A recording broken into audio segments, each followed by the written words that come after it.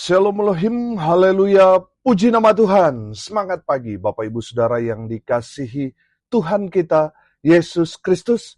Jumpa lagi bersama saya Pendeta Samuel Mabuntu dalam Renungan Pagi. Ke-2356 hari Renungan Pagi ini mengudara. Puji Tuhan. Bapak Ibu Saudara yang dikasihi Tuhan, sebelum kita membaca, mendengarkan, dan merenungkan firman Tuhan hari ini, mari kita berdoa. Minta pimpinan Roh Kudus. Kita berdoa. Bapa di surga, berbicaralah kepada kami semua. Pakai firman Tuhan ini untuk menegur kami, menasihati kami, meneguhkan iman percaya kami, dan memberkati kami semua. Di dalam nama Tuhan Yesus yang adalah firman Allah yang hidup, kami berdoa. Amin. Haleluya. Bapak Ibu Saudara yang dikasihi Tuhan, bersama dengan saya kita akan belajar Alkitab dari kitab Kejadian sampai kitab Wahyu. Mari buka Alkitab kita. Sakaria pasal 9 ayat 9 dan ayat 10. Di bawah perikop Raja Mesias di Sion. Demikian firman Tuhan. Bersorak-soraklah dengan nyaring, hai putri Sion. Bersorak-sorailah, hai putri Yerusalem, lihat, rajamu datang kepadamu.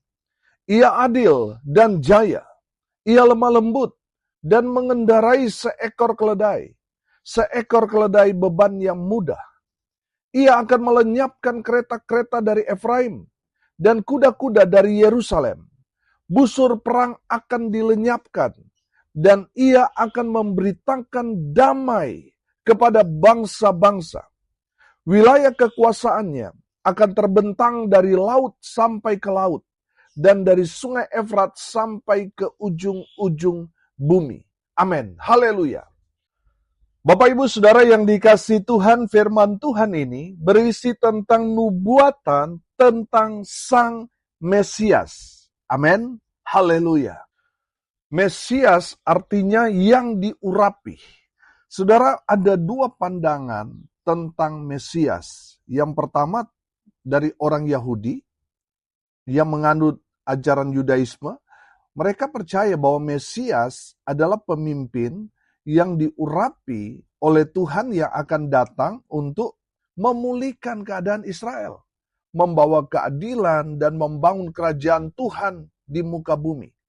Bagi orang Yahudi, Mesias ini diharapkan sebagai raja dari keturunan Daud yang akan membawa pembebasan dan kedamaian bagi bangsa Yahudi. Dan mereka tidak percaya Yesus itu Mesias. Makanya sampai sekarang mereka masih menanti Mesias itu datang. Sedangkan kita dari sudut pandang iman Kristen, kita meyakini, mengimani bahwa Mesias itu sudah datang. Dia adalah Yesus Kristus itu sendiri. Dia yang telah datang untuk menyelamatkan umat manusia dari dosa. Yesus adalah Mesias yang diurapi oleh Tuhan untuk menggenapi nubuatan-nubuatan dalam perjanjian lama tentang kedatangan Sang Mesias. Semuanya tergenapi pada Yesus yang menunjuk bahwa dia adalah Sang Mesias itu sendiri. Amin. Untuk meyakinkan kita bahwa Yesus itu benar-benar adalah Mesias, mari kita buka dalam Injil Matius pasal 16 ayat 15 sampai ayat 17. Lalu Yesus bertanya kepada mereka, "Tetapi apa katamu? Siapakah aku ini?" Ayat 16. Maka jawab Simon Petrus, "Engkau adalah Mesias, Anak Allah yang hidup." Kata Yesus kepadanya, "Berbahagialah engkau Simon bin Yunus, sebab bukan manusia yang menyatakan itu kepadamu, melainkan Bapa-Ku yang di sorga." Haleluya. Bapak Ibu Saudara, pengakuan Rasul Petrus tentang Yesus bahwa Yesus adalah Mesias dikonfirmasi langsung oleh Yesus di ayat 17. "Berbahagialah engkau Simon bin Yunus, sebab bukan manusia yang menyatakan itu kepadamu, melainkan Bapakku yang di sorga. Haleluya. Bapak Ibu Saudara yang dikasihi Tuhan, dari ayat firman Tuhan dalam Injil Matius 16, ayat 15 sampai ayat 17 ini, memberikan kepada kita satu peneguhan dari Yesus itu sendiri, bahwa dia bukan mengakui dirinya, tetapi apa yang dikatakan Rasul Petrus tentang Yesus, bahwa Yesus adalah Mesias, itu adalah perkataan dari Bapa di surga yang diucapkan, dikatakan oleh Petrus. Haleluya. Bapak Ibu Saudara yang dikasihi Tuhan, pertanyaannya sekarang, apa yang harus kita lakukan? Menyambut Sang Mesias. Kalau dalam konteks pada saat itu kan Sang Mesias belum datang, masih dinubuatkan. Kita sebagai orang percaya, kita meyakini bahwa 2000 tahun yang lalu, Sang Mesias itu sudah datang. Dia adalah Yesus Kristus Tuhan kita. Amin. Jadi dari Sakaria sampai kelahiran Sang Mesias, Yesus Kristus, di kota Daud, di Bethlehem, itu ada selang waktu ratusan tahun, saudara. Jadi saudara yang dikasihi Tuhan, dalam Sakaria masih dinubuatkan, baru Yesus lahir 200 sampai 400 tahun setelah nubuatan ini, dan di zaman kita sekarang, kita mengimani 2000 tahun yang lalu, Sang Mesias itu sudah datang, dan dia akan datang kembali. Amin. Bapak Ibu Saudara yang dikasihi Tuhan, apa yang harus kita lakukan? Menyambut Sang Mesias.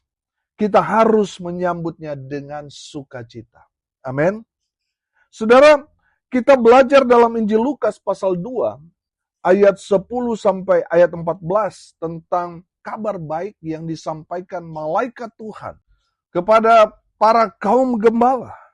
Saudara yang dikasihi Tuhan, malaikat surga bersukacita menyambut kelahiran Yesus Kristus Tuhan di kota Daud. Haleluya.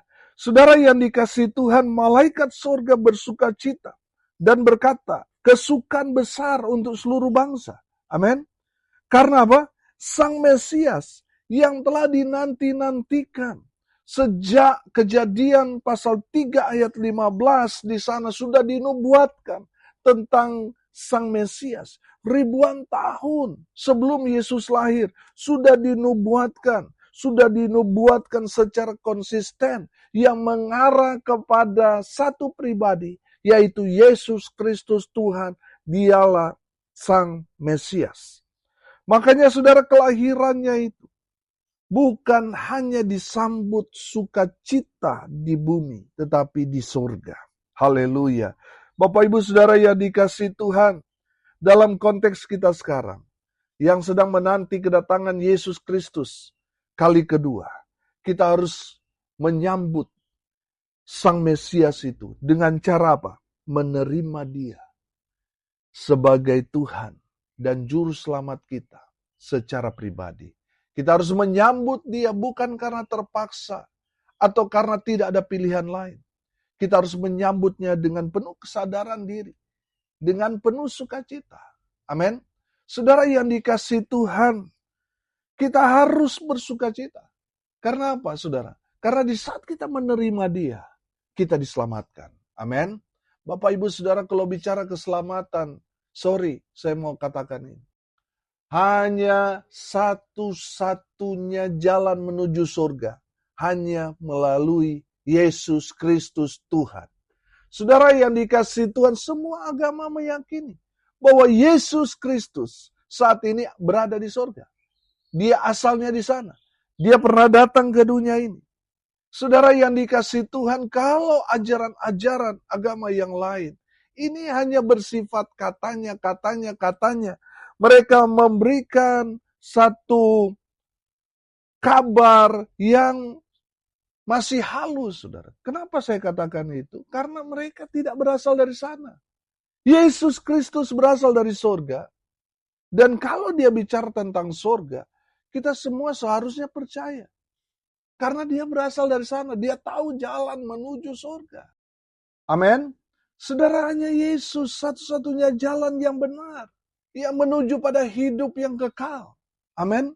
Jadi kalau saudara saat ini percaya kepada Yesus Kristus Tuhan, saudara ada di jalan yang benar, yang menuju pada hidup yang kekal. Amin. Haleluya. Bapak Ibu Saudara yang dikasihi Tuhan, hati-hati. Sekarang banyak sekali ajaran-ajaran yang menyesatkan, yang bicara tentang surga. Padahal saudara, firman Tuhan sudah katakan, ada jalan yang disangka lurus tapi ujungnya menuju maut. Kelihatannya ajarannya baik. Kelihatannya wah iya ini menuju surga, tapi hati-hati saudara. Dengar ini baik-baik.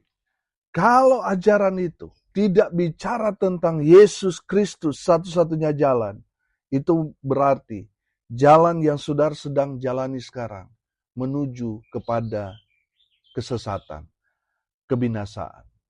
Kembali kepada Yesus. Amin. Sebab Yesus satu-satunya jalan yang menuju pada hidup yang kekal. Haleluya. Saudara yang dikasihi Tuhan, perhatikan. Ayat firman Tuhan ini katakan, lihat, rajamu datang kepadamu. Haleluya. Bapak Ibu Saudara yang dikasihi Tuhan, tadi saya katakan, Yesus telah datang 2000 tahun yang lalu ke dunia ini. Dia telah naik ke surga. Dan dia janji, dia akan datang kembali. Bapak Ibu Saudara yang dikasihi Tuhan, mari kita belajar tentang karakter Sang Mesias yang akan datang untuk menjemput kita semua. Orang-orang yang percaya kepada Yesus Kristus Tuhan yang adalah Sang Mesias. Saudara, mari kita belajar tentang karakter Sang Mesias melalui kebenaran firman Tuhan ini. Yang pertama, Sang Mesias itu adil. Amin. Yesus adil. Dia tidak memilih-milih datang hanya untuk menyelamatkan yang kaya. Tidak. Tuhan Yesus datang ke dunia ini untuk semua orang. Amin. Coba saudara perhatikan pelayanan Yesus Kristus. Dari atas sampai turun ke tempat yang paling rendah. Melayani raja-raja dan juga melayani orang papa, orang fakir, orang miskin, orang lumpuh, orang sakit, orang yang najis, pendarahan, dan sebagainya. Yesus datang untuk menjangkau semuanya. Menunjukkan bahwa dia adalah Allah yang tidak pilih-pilih orang. Yang tidak pandang bulu. Artinya apa saudara? Yesus Sang Mesias, dia adil. Amin. Haleluya. Yang kedua, Sang Mesias itu jaya. Amin. Jaya artinya selalu berhasil, sukses, hebat. Dalam terjemahan yang lain, jaya di sana diartikan menyelamatkan atau menjadi pemenang. Amin. Saudara yang dikasihi Tuhan, Yesus Kristus Tuhan adalah Sang Mesias karena dia sukses berhasil menyelamatkan orang-orang yang percaya kepadanya. Amin.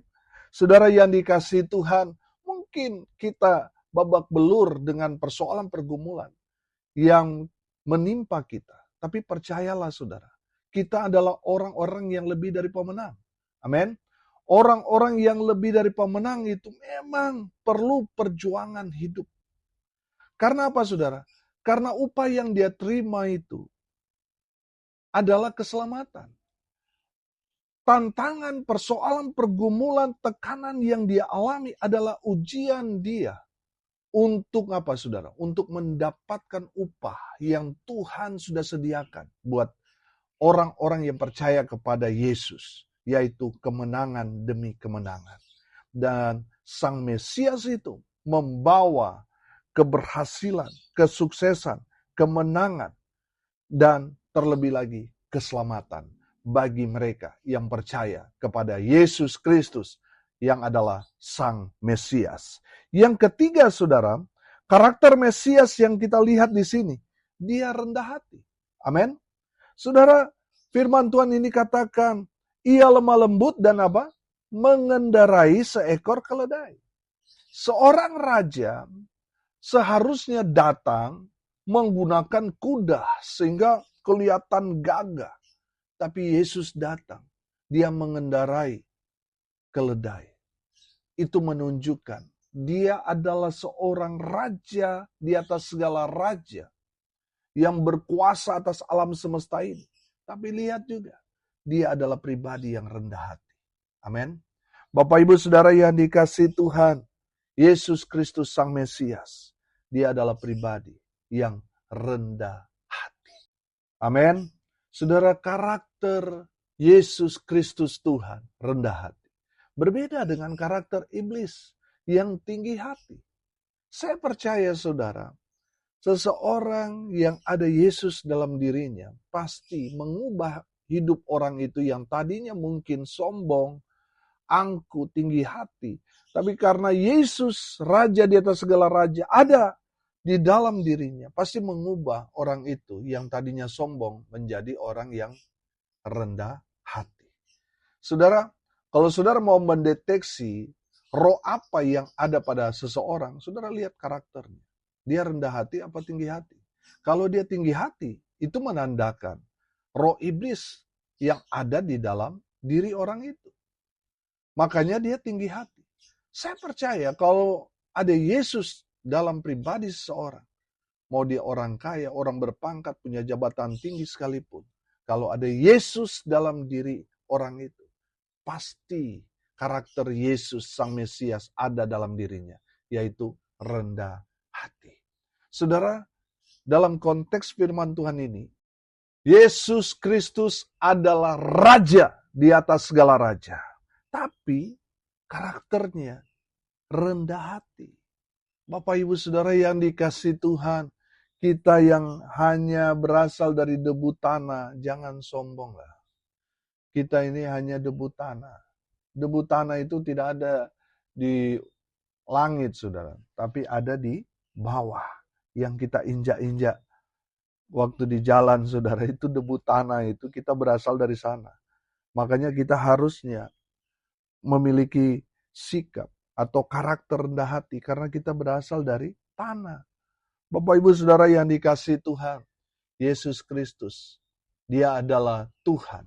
Dia adalah Raja, tetapi dia rendah hati. Tidak sok, tidak angkuh, tidak mentang-mentang. Saudara yang dikasihi Tuhan, seharusnya kita malu kalau kita sombong. Karena apa? Karena kita berasal dari debu tanah yang hina. Yesus Kristus adalah Tuhan, Raja di atas segala raja aja memiliki karakter yang rendah hati. Jadi betapa sombongnya kita kalau kita masih angkuh. Orang-orang yang sombong, saudara saya kasih tahu ciri-cirinya. Cepat tersinggung, cepat marah, cepat emosi. Itu orang sombong, tidak mau ditegur, itu orang sombong. Tidak mau cari Tuhan, itu orang sombong. Saudara yang dikasihi Tuhan, mari lihat diri kita. Sudahkah kita rendah hati atau masih sombong? Kalau masih sombong, bertobat. Amin, bertobat. Saudara yang dikasihi Tuhan, karakter Sang Mesias, yang ketiga apa? Rendah hati. Yang keempat, membawa damai. Sudah perhatikan di ayat 10, ia akan melenyapkan kereta-kereta dari Efraim dan kuda-kuda dari Yerusalem. Perhatikan, busur perang akan dilenyapkan dan ia akan memberitakan damai kepada bangsa-bangsa. Yesus Kristus adalah Raja Damai. Amin. Makanya ajaran Yesus itu ajaran yang membawa damai. Coba saudara cek di ajaran-ajaran yang lain. Saudara cek di sana. Adakah diajarkan kita harus mengasihi musuh kita, mendoakan musuh kita? Hanya ajaran Yesus yang mengajarkan kita harus mengasihi musuh, doakan mereka, ampuni mereka. Hanya pada ajaran Yesus Kristus Tuhan kita. Artinya apa?